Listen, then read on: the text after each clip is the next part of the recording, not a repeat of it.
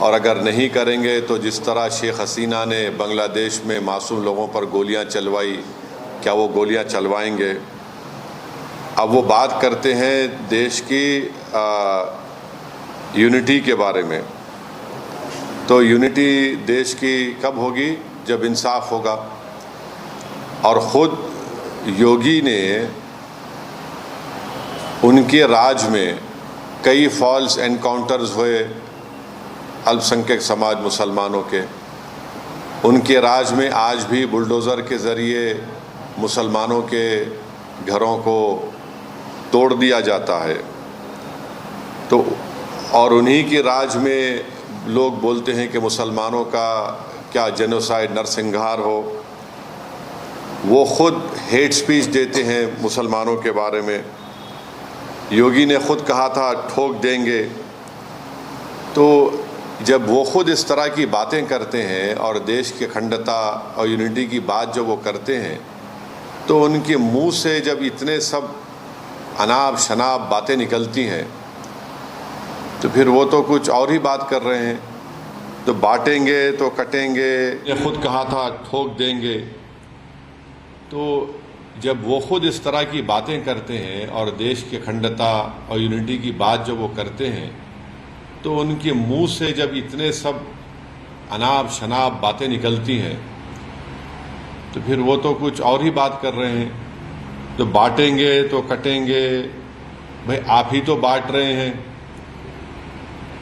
कौन बांट रहा है? आप ही तो बांट रहे हैं। आप ही ने कहा था कि इस बाई इलेक्शन जो होने जा रहे हैं उसमें मुसलमान और यादव ऑफिसर्स नहीं होना चाहिए।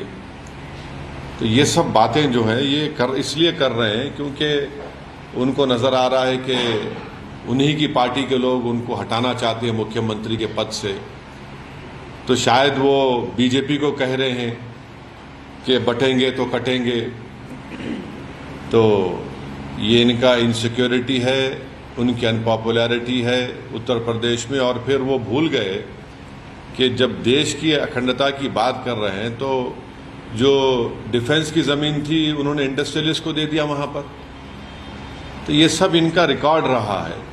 तो इसलिए वो बौखलाहट का शिकार होकर अपनी हस्बे आदत सिर्फ मुसलमानों को निशाना बना रहे हैं अपनी हेट स्पीच के जरिए।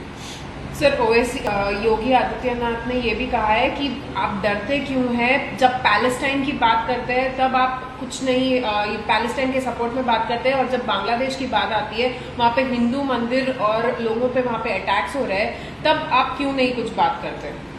अगर उनके कान में कम सुनाई दे रहा है तो उनको एक ENT स्पेशलिस्ट को दिखाकर कान में आला लगाना चाहिए योगी को।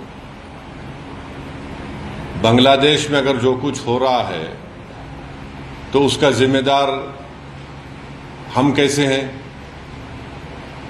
बांग्लादेश में हम तो वहाँ पर हमारा उनसे पुराने ताल्लुकात है। हमने इलेक्शन में मदद कर दी थी वहाँ की शेख हसीना की। और बांग्लादेश में जो हिंदुओं पर जुल्म हो रहा है, क्या मैंने उसका कंडेम नहीं किया था? अगर उनको कम दिख रहा है तो शायद वो अपने चश्मा लगा लें, कम सुन आ रहा तो कान में आला लगा लें। हमने कंडेम किया उसको। रहा सवाल पैलेस्टाइन का, तो पैलेस्टाइन के ताल्लुक से महात्मा गांधी ने क्या कहा था, पैलेस्टाइन के बारे में देश के प्रधानमंत्री ने क्या कहा था, पैलेस्टाइन के बारे में मौजूदा फॉरेन मिनिस्टर ने राज्यसभा में उठकर क्या कहा था, वो उसका देख लें। और अगर देश को बांग्लादेश में क्या हो रहा है उसके नाम पर यहाँ पर आप चलाएंगे देश को, तो फिर नरेंद्र मोदी को बताना पड़ेगा कि देश चलेगा तो देश के संविधान से चलेगा, देश की जनता के लिए चलेगा, या फिर बांग्लादेश में जो रहा वो चलेगा। तो ये तो नरेंद्र मोदी पर ही सवाल उठा रहे हैं वो तो। कास्ट सेंसस को लेकर आप जानना चाह रहे हैं कि क्या आपकी राय है और पार्टी का क्या? हम तो पार्लियामेंट बोले कास्ट सेंसस कराइए, क्यों नहीं करा रहे? बल्कि जो 2010 में चिदम्बरम ने जो सोशल सर्वे करवाया था वो रिपोर्ट ही नरेंद्र मोदी की सरकार देश के सामने ला ले। उसको क्यों छुपा के रखे हैं? कराइए कास्ट सेंसस। कौन रोक रहा है? बल्कि कास्ट सेंसस नहीं, बल्कि 50% रिजर्वेशन की लिमिट को ब्रीच करना चाहिए नरेंद्र मोदी की सरकार को। आप पार्लियामेंट में बिल लाइए, हम सब सपोर्ट करेंगे।